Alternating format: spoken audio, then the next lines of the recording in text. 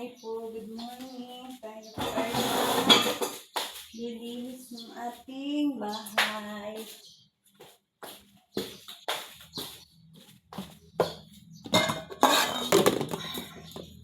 Dahil nag-busy tayo ng mga nakadaang Pasko at bagong taon. So ngayon, linis-linis tayo.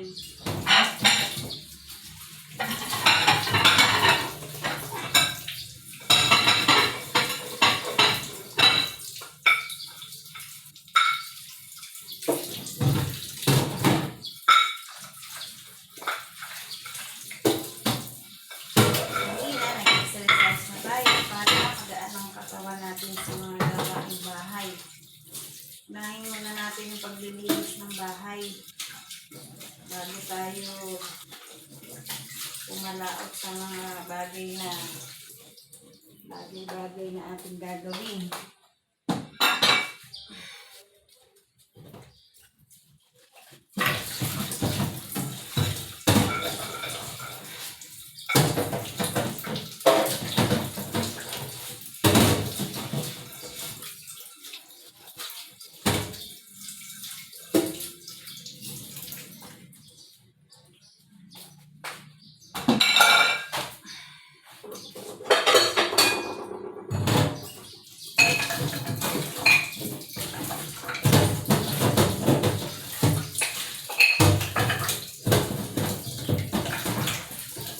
Back to reality po tayo. Trabaho, linis sa bahay. Ito ang ating reality na puro trabaho. Tayo na naba nung nagdaang bakasyon. Puro kain kasi.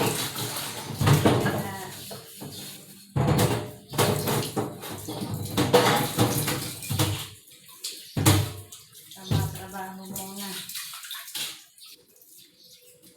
Tayo magpapapayat ulit.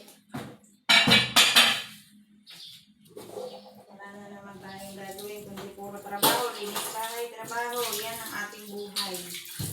Buhay nanay. Ang mga anak ko ay tulog pa. Yung anak ko lalaki, alam mo na papasok nun. Kasi ang pasok niya 1 to 10 ang ulit. Kaya matulog pa. Yung bunso ko naman, may pasok yun. Alas 12 sa school. Nung pangatlo ko, sa 6 pa pasok nun. Kaya mamaya pagising nun. Sinasamantala ko, habang sila'y tulog, linis ako ng mga kasangkapan na hindi ko nagawa noong 2024. Ngayon, kailangan natin magsipag 2025, di ba? Ang itsura natin, simula nung auno, wala tayong ayos. Okay lang yan.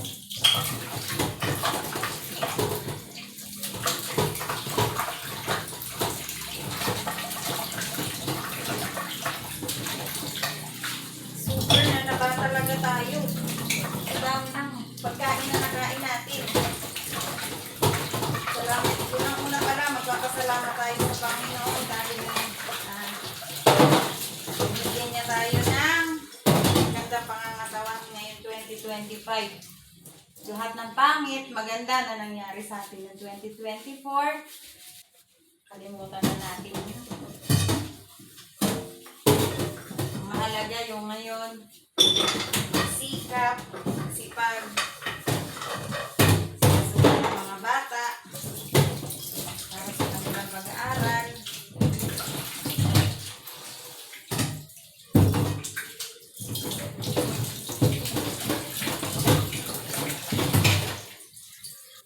Ito, mga gamit namin ng araw pa to, makakapal. Tingnan nyo naman, kakapal ang mga bowl ng araw, di ba? Ang kakapal.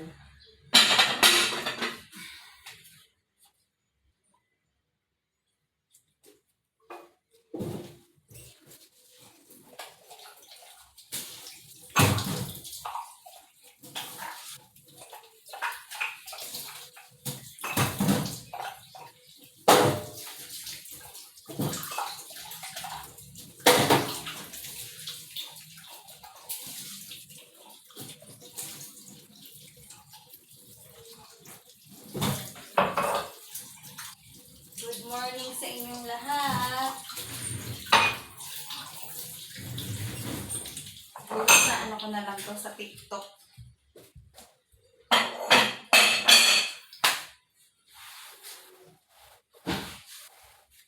Yan, may nagising na sa anak ko. Sino kaya ang unang nagising sa aking Junakis?